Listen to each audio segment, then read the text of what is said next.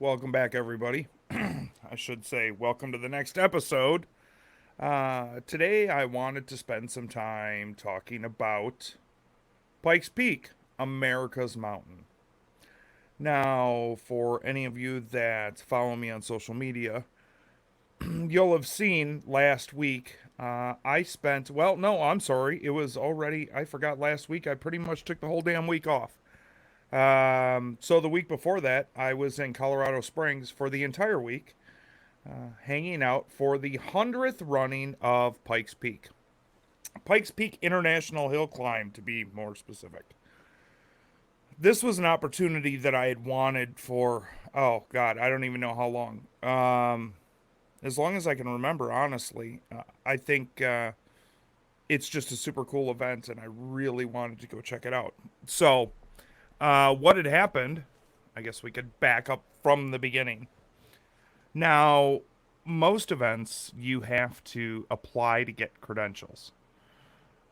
Whether it's a drag race, NASCAR, F1, whatever it is, you have to apply to get credentials. You just don't, they're just not handed out. Same with major sports, NFL, NBA, MLB, NHL, etc. Well, I applied, and because E3 Extreme doesn't do hill climb stuff or road race stuff, we are primarily a drag racing outlet, though that's only because I just don't have the time to cover a whole lot of other stuff because there's so much stuff going on in drag racing. So, nonetheless, I applied. It's the 100th anniversary of the Pikes Peak International Hill Climb. And guess what? Didn't get credentials. Okay, well, I kind of prepared myself for that.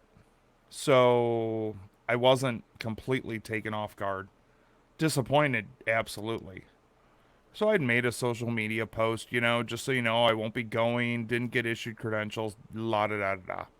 Not a poor pity me or anything, just, you know, letting people know that even when you get to a certain level within your career, which I feel that I've obtained, sometimes doors don't just automatically open. You still got to work at it. With that said, one of my friends, Shane Tecklenburg, tunes a car actually that races on the mountain.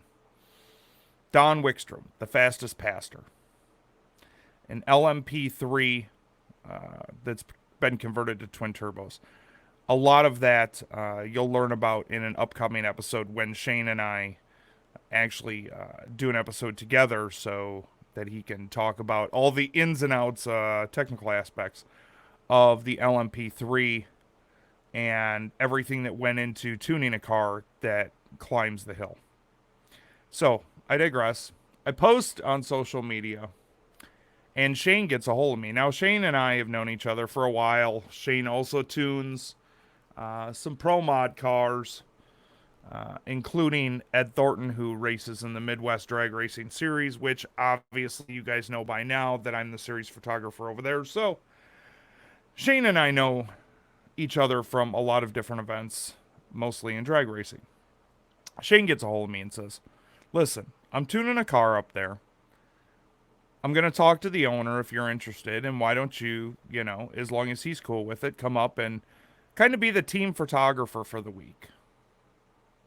I won't have the access that I would normally as a media person, but I'll still get to see a whole lot of cool shit and be up on the mountain." I mean, who the hell is going to turn that down? So immediately I said, yeah, as long as Don and the rest of the team are cool with it, I'm absolutely in. So I get a message back, and he's like, okay, well, we're good. Let me tell you about preparing yourself to go to Pikes Peak, for one. So I do a lot of research. If I'm going to a new track that I've never been to or something like that. So I'm doing my research on Pikes, right? And I had done this even when I initially applied for credentials. I'm like, I got to learn, the spots to be and things like that. Look at other people's videos. like Larry Chen, who is the lead photographer for the event, does some outstanding work. Him and his team. Watched a bunch of his videos on pikes. Um, yeah, let me tell you something. You can't prepare for pikes. I don't give a shit what you do. So I'm planning. I'm gonna go to pikes. This is gonna be great, right? Well, I have a race the weekend before in St. Louis with Midwest Drag Racing Series. Shane and I are actually both scheduled to be in St. Louis. Well, tech for pikes is Monday, which means we got to be there on Monday. Well, you know what that kind of means? That kind of means that we need to go straight from St. Louis to Colorado Springs. So, Sunday morning, obviously, I'm at the races late because I've got to do all the winner's circle photos and then I help everybody pack up and shit like that. So, I get back to the hotel and I had driven my car to St. Louis, so which I don't always do. A lot of the time, I fly in, uh, at least to the Midwest races. So at least I got my own car. Go back to the hotel Saturday night. Got an 11 a.m. flight to Denver on Sunday morning. Shane and I are actually both on the same flight. We're going to fly into Denver. He's going to pick up the rental car. I'm going to ride down to Colorado Springs with him, right? So, get to the airport, la da da, get on the plane, fly to Denver. Now, Denver, they call it the Mile High City because of the altitude. Altitude didn't bother me in Denver, really at all. Got off the plane, was perfectly fine. Go down to Colorado Springs. Beautiful, beautiful area. If you've never been, I highly suggest going. Very nice area. At least most of the city is. There's, just some shady ass areas, just like anywhere else. So we're doing the whole, looking around, checking everything out. We go to the Airbnb, and there's going to be four of us staying there. And since I'm kind of last minute, I have got the couch, which I'm perfectly fine with. Not like I've never, stayed on a couch before. So for the entire week, I'm going to stay on a couch, which again, perfectly fine with. Um, so Sunday we get there, pick up Kevin, wiring guy, for the car, along with he does some data acquisition, and, very knowledgeable as far as Motec, and his wiring is just it's artwork. Um, as a photographer and a content creator, I look at his wiring and go, wow. I was absolutely blown away by the level and quality of his wiring abilities. And then Ryan, who is going to be the car engineer for the week, is also going to be staying with us. Ryan's going to come in on Monday. Obviously, he was much more local. Kevin's in Florida, Shane's in California, and I'm in Tennessee. So, yep. Sunday night we go pick up Kevin from the airport and head over to the Airbnb and crash at the Airbnb. Get up Monday for Tech. Tech is in Colorado Springs. It was very cool. A lot of cars there. Everybody has kind of got their time to be at Tech. It's not like a free for all, kind of like drag racing is. So I'm taking a whole bunch of photos. Ken Block's car is there, and there's a ton of different vehicles there. I think Aaron. I can't remember Aaron's last name. He was the one on that TV show with that Richard guy. Yeah. Anyways, I think the truck was there when I was there. Anyways, so we go through tech and do tech, and they automatically have it set up so that you can have team photos done. Uh, they kind of roll everybody once you're through tech over to this backdrop and take team photos. I'm just kind of standing off to the side, clicking away, getting as much as I can. I see Larry there, see some other photographers there. Very cool. And Shane and Kevin and I get in the rental car and we're like, well, we're going to go up to the summit. For those who have never been to Pikes Peak, the summit of Pikes is over 14,000 feet. Yeah, the starting line for the hill climb is at like 9,000 feet. So there's definitely some elevation involved. I'm not good with heights either.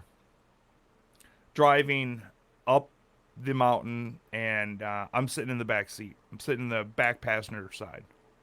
And I keep looking over, looking over, looking over, going, I wouldn't drive a damn rental car up this mountain, much less a race car.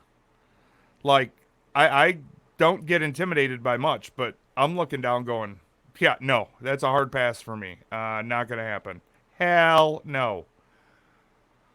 So we get all the way up to the summit, which it takes a while to drive up there, even in a rental car. Get all the way up there, park in the parking lot. They've got a building, and they've got food and like a gift store type of deal. I get out of the car and I'm like, whoa. That's when the altitude hits you. 14,000 feet. I've lived in Wisconsin and Tennessee. Those are the two states that I've lived in. I've been to Colorado before. I was in Breckenridge, I don't know, almost a decade ago, it seems like, to do a wedding there for my cousin. But 14,000 feet is a lot different than 10,000 feet. I'll tell you that right now, too. That was, I got out of the car and tried to start walking to the building. And yeah, I was like, it was like the building was moving. It was not a pleasant experience. Absolutely beautiful. Some of the most beautiful scenery, most photogenic area that you could possibly imagine. But holy shit, I couldn't walk a straight line. Air is very thin up there. And Shane pulls out his weather app or whatever that also tells you the DA. And so the actual altitude, I think, was 14,100 feet. That was the physical altitude. The DA was, I think, 16,800 or so. So approaching 17,000 feet DA. The dew point was negative. Never seen that before in my life. That was interesting. So we stay up there for a while before heading back down the mountain. And this is where things get interesting. So, drive down the mountain, head back to the Airbnb. Now, I knew that we were going to have to get up early. That was not going to be a surprise to me. What you are not adjusted for is I am somebody that stays up late, typically. I mean, I can fall asleep at any time. Now, I don't have narcolepsy, but I can fall asleep at any time. And you got to get up at 2 a.m. so you can go over and get with the rest of the crew, pick up the car, and go to test on Tuesday morning. So the way this works is you test in there's three stages to the mountain. There's the lower, middle, and upper. And Tuesday, we were assigned to the upper. I'm thinking, oh my God, Monday was absolutely horrific regarding the altitude. I cannot imagine what it's going to be like. So we go and meet up with Don and the rest of the crew and go to get the car so that we can test. And you can only test from about 5:45, maybe 6 a.m. until 8:30, 8:40 a.m. because you got to be back down the mountain so that they can open the road back up to the general public at like 9 a.m. Because this is still a road that the general public can be on during the day, the week of Pikes Peak, and any other day for that matter. So we get up there, and it is like I'm already dragging ass. And I went to sleep super early. I think I was asleep by 6:30, 7, 8 o'clock, something like that. I got a good solid 6 hours of sleep. You go to the gas station, you go get your shit, you go up to the mountain. And I'm taking all kinds of cool photos and trying to, essentially stay alive because, you're at 14,000 feet or whatever the upper starts at. But it's up there. And I will tell you, I made it until Don made his first practice pass on the upper. And then I went back to the truck. And I'm like, I'm done. I'm done. I'm going back to the truck and I'm going to sit in the truck and I'm just gonna sit there until we're ready to go, essentially. So later on, Shane comes over to the truck, not realizing that I'm in the truck, opens the door, and I damn near fall out. That scared the piss out of, I think, both of us. But I also realized at that point that was the only time I was going to have to be at that altitude. That was the only time I was going to be that high up the mountain because I didn't have media credentials. So I was going to be much lower on the mountain. I was going to be at the starting line, which again is about 9,000 feet. Great, super. Then that was Tuesday. So then after you get down from the mountain, let's say 9 a.m., we had pretty solid pass. From my understanding, again, I was in the truck. Pretty solid testing on Tuesday. So then you come down the mountain and you're back to where we were keeping the car by, I don't know, 9:30-ish, maybe 10 a.m. Then you do your data acquisition and, you look at your tuning and the setup and everything else. I think we were there until maybe 1 o'clock-ish. And then you head back to the house that you're staying at and do it all over again waking up at 2 a.m. So I go to bed relatively early on Tuesday again. I'm all about my sleep. I like to get my sleep. Go to bed early, get up 2 a.m. Wednesday morning, do it all over again. This time though, we are at the bottom of the mountain, the lower section, if you will. And this is where you qualify. You only qualify one section of the hill, one section of the mountain, and that's the lower section. And Don just ripped into it on Wednesday. He went out there and he was a man on a mission. We're watching the screen going, damn. I mean, he was really on a mission. It's thoroughly impressed. Like, I had never seen something like that before, so I had never dealt with or even photographed an LMP car for that matter. He ended up he ended up qualifying very well that day, but there was still a whole nother group that qualified on Thursday, so we didn't know where we were really going to be at. We had a pretty good idea that he really did a great job on Wednesday. So we're done qualifying on Wednesday, take the car back, make whatever adjustments need to be made. And then Thursday, we're going to go to the middle section. Middle section, if you're a photographer, is probably the best section to shoot at as far as the sunrise goes. Absolutely beautiful. I was up on a ridge shooting down on the pit area. I think it's at about 12,000 feet. Sun comes up over it was beautiful. It was windy. It was a little chilly, but it was absolutely beautiful. So what happened Thursday is we were testing the middle section. Had a little bit of if I remember correctly, the middle section is where we had a little bit of an issue. The sun got up in Don's eyes and he couldn't see anything in front of him. Luckily, we could make another test pass a little bit later where that wasn't going to be as much of a factor. So, get done with our testing and everything on Thursday morning. Head down to the house, and obviously, we want to see where we ended up. The big deal for the team was last year Don was top 15 in qualifying. and it was a shortened race, but he did complete the race. It was shortened because there was snow on the upper level, so they did not run the upper level last year. So Shane and I are sitting at the table in the garage, just refresh, refresh, refresh. If you've ever been a part of anything where you're just constantly refreshing a web page to see what's happening, that's the way that Shane and I were on Thursday. Some setting up of the car. It was determined that by the car did well enough on Tuesday, Wednesday, Thursday that there was no reason to go test on Friday. There was a test session on Friday as well. There was no reason to. No reason to put more wear and tear on the car.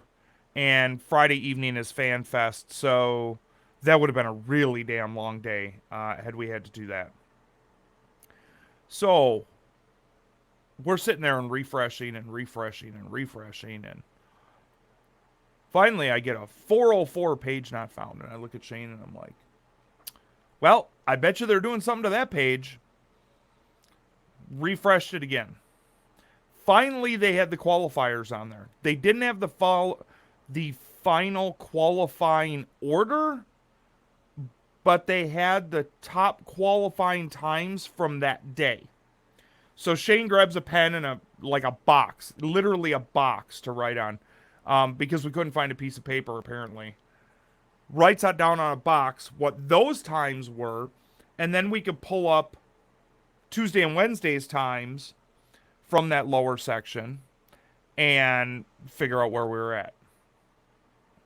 Well, ended up in 10th overall. Pretty damn impressive if you ask. I mean, I was super geeked about it. And so was everybody else to end up in 10th overall qualifying at the 100th running of the Pikes Peak International Hill Climb. That was a culmination of a lot of work by a lot of people. Not me. I was just standing around pushing a button and taking pretty photos. But that was a culmination of a lot of work between Shane and Kevin and Ryan and Seth and Brandon and just the whole Don and just the whole team. It was really, really great to see, and it was really, really great to see the excitement on everybody's face from qualifying 10th. So that was Thursday. Thursday night, we went out to dinner because we knew we weren't going to have to get up early on Friday because we weren't going to test. We were going to do Fan Fest, which, wow. If you want to talk about something that drag racing and other motorsports really need to take a look at, look no further than Fan Fest in Colorado Springs. Took the car down there Friday afternoon to get set up. And there were already people walking around as we were setting up. And it didn't even start for another hour and a half. So what Fan Fest is, downtown Colorado Springs, everybody brings their cars down, unloads them, and there's a Fast 15 area, and then some other people like Ken Block have kind of their own area. Ken ended up having to pull out of the race because they had some mechanical issues before he ever even got to run on the mountain with the Huna Pegasus or whatever that Porsche is called. It looked like it could probably tear up the mountain pretty good though. So go down to Fan Fest. They were expecting about 35,000 people for Fan Fest. You can bet your ass they got about 35 or 40,000 people. It was impressive. Shane and Kevin and Ryan and Seth and I were all walking around, stopped at a few bars, had some beers. It was just a really great opportunity to see all the fans and the kids and everybody, all the drivers, just having a good time. So once that wrapped up on Friday night, Saturday is take your shit up to the mountain and get set up, if you will, set up your pit area. So headed up there. Saturday is brutal because you take your stuff up to the mountain, you drop it off, you kind of set up or whatever, And then you go home and you wait until about midnight to get up and get ready. We headed up there probably about 1 a.m. or so. The gates were supposed to open at 1:30. So we head up there Saturday night, Sunday morning. Car's already up there because we'd already taken the crew had taken the car up on Saturday and got everything set up. Car was covered up. Don's RV was up there and the canopy was set up. So we head up there late Saturday night, early Sunday morning, because you want to try to get as close to your pit space as you can with your rental vehicle essentially, so you don't have to walk very far. So cruise up the mountain, pull over on the side of the road. Me, Shane, Kevin, Ryan, all in this. Oh, what the hell were we in? It was some kind of like Acura SUV or something like that. Or Infinity SUV, I think. I don't know. I was curled up way the hell in the back of it with all the stuff. Ryan was sprawled out across the back seat, and then Kevin and Shane trying to sleep in front. So that's the deal. You get up there at about 1:30 in the morning, 2 o'clock in the morning. Race doesn't start until at least 7, if not later, depending on the weather. And you don't really start doing anything to the car until about 5:30, 6 o'clock in the morning. So you've got a solid 4 hours. And we were all pretty tired. So we all tried to sleep. And it was, if you've ever watched ants just kind of scurry across the concrete, that's what it was like watching the amount of fans walking up the mountain to get a spot to watch this race. All night long. Fans just kept on coming. And then when I got up on Sunday morning, popped open the back of the SUV, damn near fell out, which was hilarious in itself. People were smiling and honking and waving as they drove by. It was kind of funny. Um, yeah, it was just fans after fans after fans after fans, just walking up the mountain with their chairs and their whatever else to get a spot to watch this race. This is the 100th running of the Pikes Peak International Hill Climb. It's a big deal. I know because my crew band said 100th running or whatever on it, and I'm gonna frame that thing along with a couple of decals I got from the event too. So you couldn't see a damn thing on Sunday morning. Like, I get up to the pit area, and you guys will get a chance later on this week. If you check out social media, there will be some more photos posted from the event, either later this week or early next week.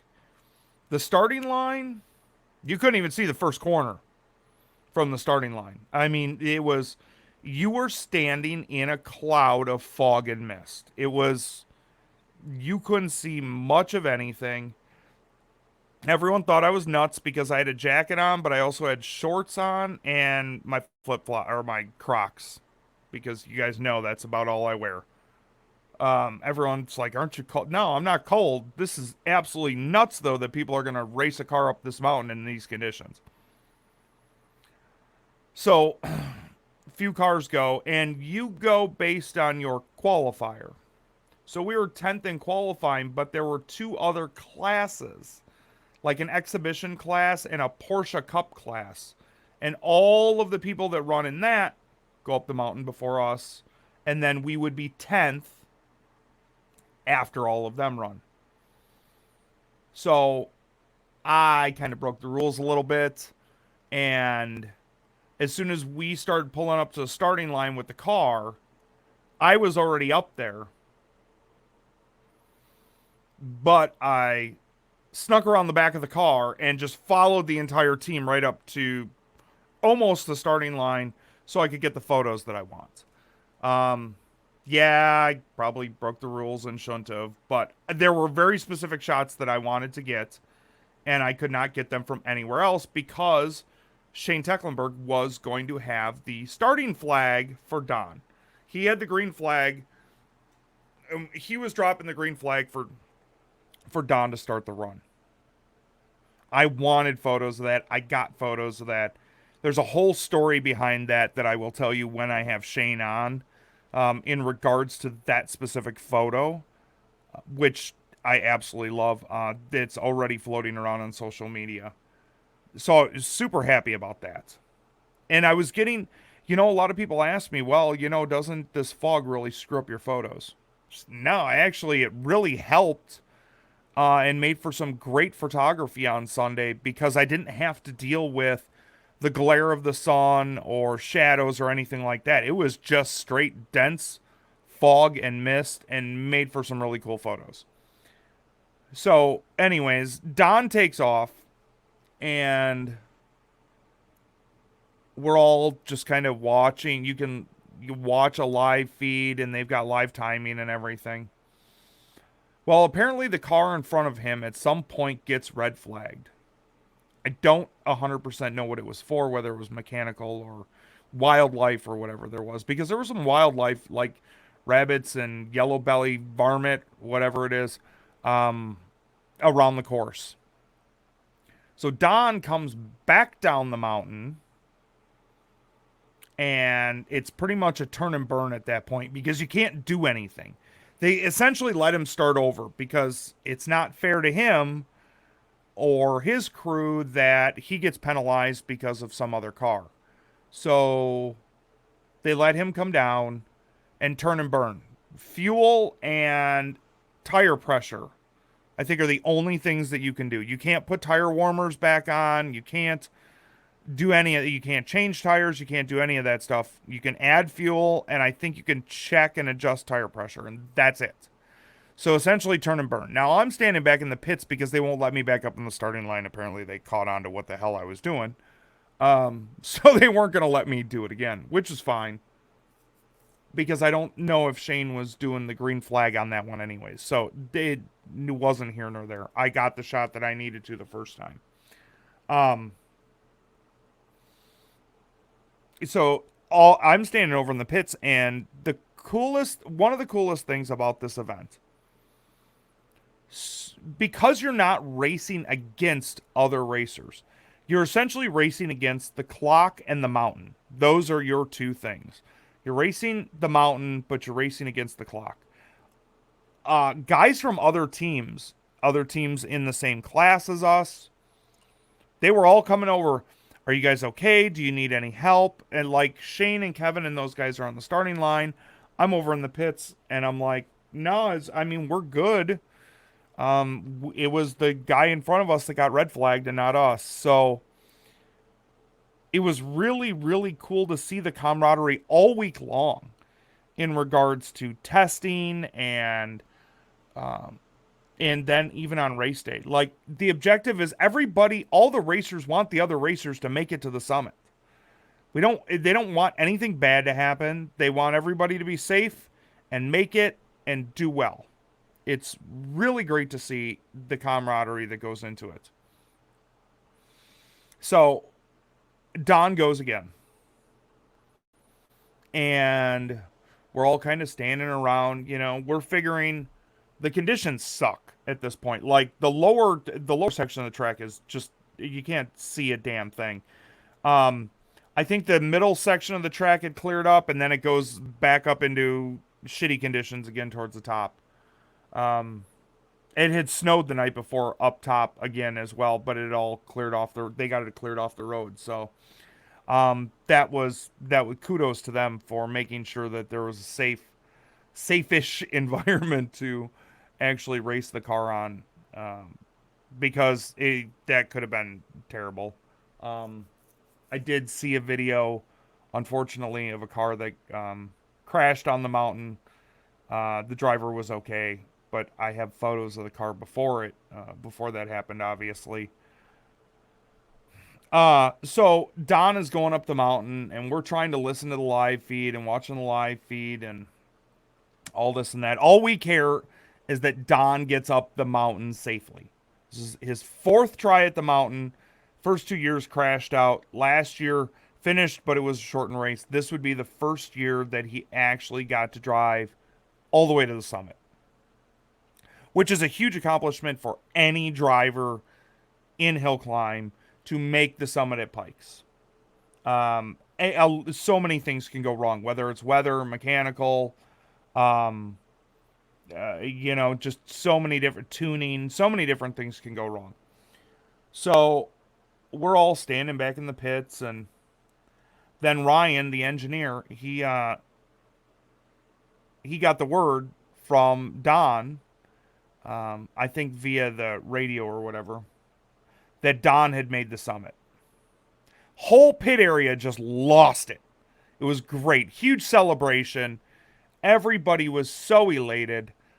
It was the younger kids because Don's crew, who is from everybody's from Wisconsin, which is funny itself because if for those of you that know me know that I grew up in Wisconsin. Honestly, I grew up about probably an hour away from where Don is at. We never had crossed paths before, but I knew exactly where he was from and his entire crew.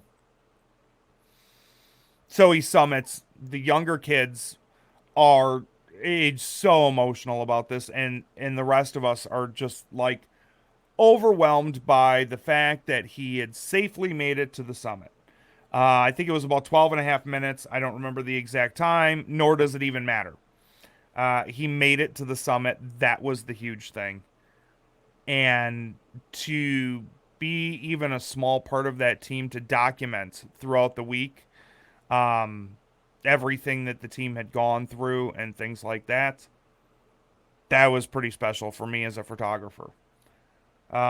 And I told Shane straight up, I said, I'm kind of glad that I didn't come here as media. One, Sunday would have sucked because I would have been in a terrible location and probably not gotten shit. Um, and I got to spend time learning about the mountain, learning about the race, and having a different perspective than I would had I just been there to photograph the entire thing. So I was super happy about the opportunity to do that. And I captured some great, at least in my opinion, some great images, which I will share with everybody coming up soon. They'll be on the website, they'll be on social media.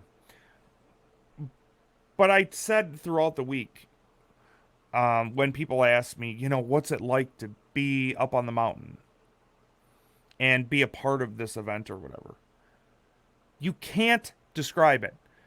I am never at a loss for words. And my friends are very, and pretty much everybody in the drag racing industry is well aware of the fact that I'm never at a loss for words.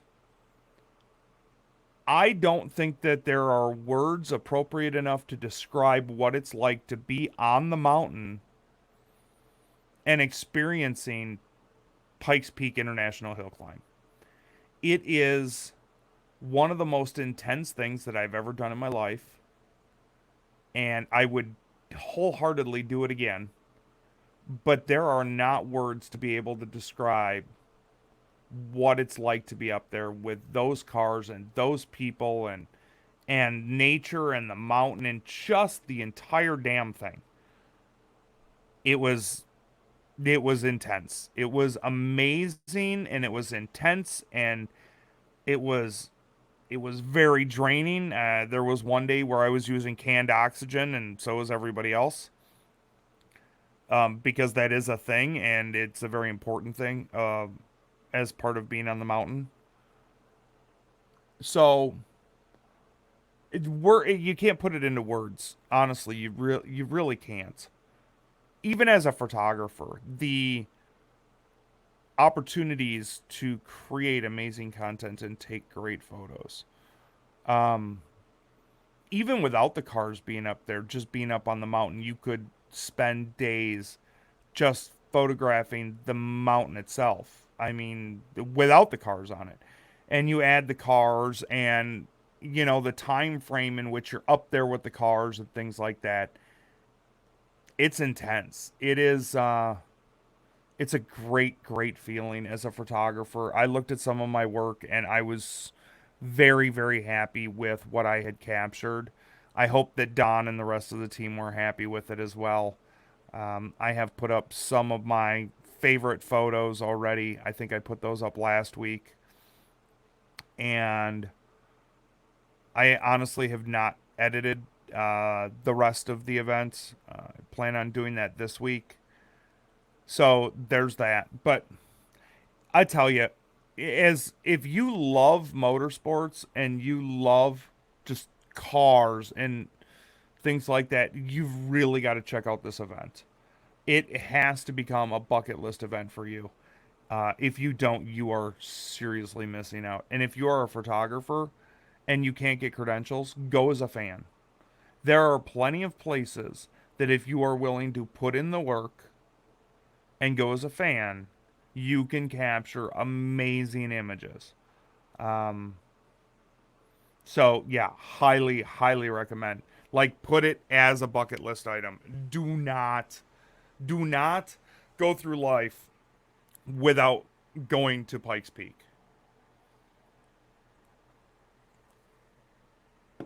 So we wrap up on Sunday.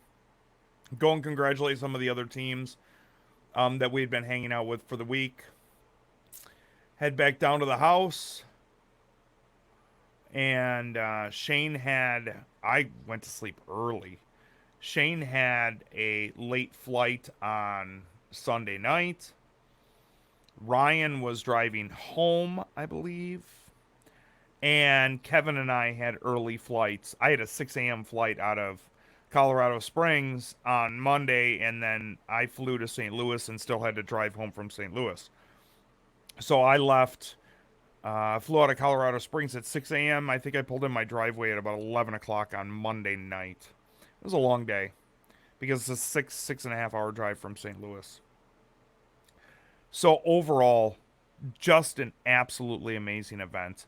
I cannot say enough great things about it, whether as a fan, as a photographer, whatever it may be. And I can't thank Shane and Kevin and Ryan and Don, Seth, and everybody involved with the Fastest Pastor team for welcoming me in and letting me be a part of this and chronicle it all week.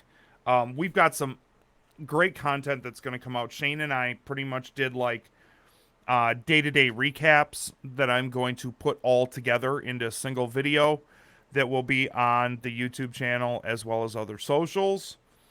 So look for that in the near future. Again, I do plan on having Shane on so that we can do an entire show and he can talk about his experience as a tuner, data acquisitionist, if you will, and how that whole thing. I learned so much from him and Kevin and Ryan and everybody else. Like, listen, I've got a master's degree, and I was sitting at the kitchen table listening to Ryan and Kevin and Shane talk, and I felt like the dumbest idiot in the room. Now I know I'm not stupid, but these guys are like next level. I am pretty sure that if you put that entire team in a room, they could put a rocket ship on the moon. It was just amazing to learn from them and then show them some of the things that I do with the photos, taking photos, editing photos, composition, taking photos through other objects. And, you know, they're like, well, how did you get this or how did you get that? Kind of explained it to them. But yeah, it was a super great time. And I am so appreciative of all the opportunities given regarding that. And if you have any questions, obviously, if you're listening to the podcast, I greatly appreciate it. Feel free to subscribe to everything that we do if you like the content. Again, subscribe and turn on those notifications. If you're on the socials, YouTube, Facebook, subscribe. If you like what we are doing, if you like the content, subscribe and click the notifications. I'm going to be putting out as much content as possible. I kind of am getting into this whole sitting in a room by myself just talking. It's slightly weird and therapeutic. So, that's all I got in regards to Pikes Peak. If you have any questions about it, let me know. I'll always be more than happy to follow up with you. I cannot forget to thank our yearly branding partners. Menser Motorsports, obviously, by far and away the best shocks in all of drag racing. So, highly recommend. Give Mark or John or those guys a call at the shop. They'll get you set up with exactly what you need, whether it's a Pro Mod, a radial car, a bracket car, doesn't matter. They'll get you taken care of. Garrett Advancing Motion. Most of you know Garrett as Garrett Turbos. It's that Garrett. As you can, if you're watching, you can see one of the Garrett turbos in the background here. I mean, what can I say? They've been around for a very long time and make an extraordinary product. I mean, they've got stuff for your personal watercraft, for your ATV, for your Pro Mod. So, if you really want to talk about something that covers the gamut from beginning to end, and you need a power adder and you need a turbo, check out Garrett. They've got a lot of information on their website regarding their turbo units as well, so you can make the right decisions. Tim over at Garrett has been a longtime supporter of E3 Extreme, so we definitely appreciate that. And last, certainly not least, Scott over at Classic Graphics. It's where E3 has all their apparel done. I know that there are a lot of other outlets like Straight Line Media and some others that all have their apparel done with Scott as well.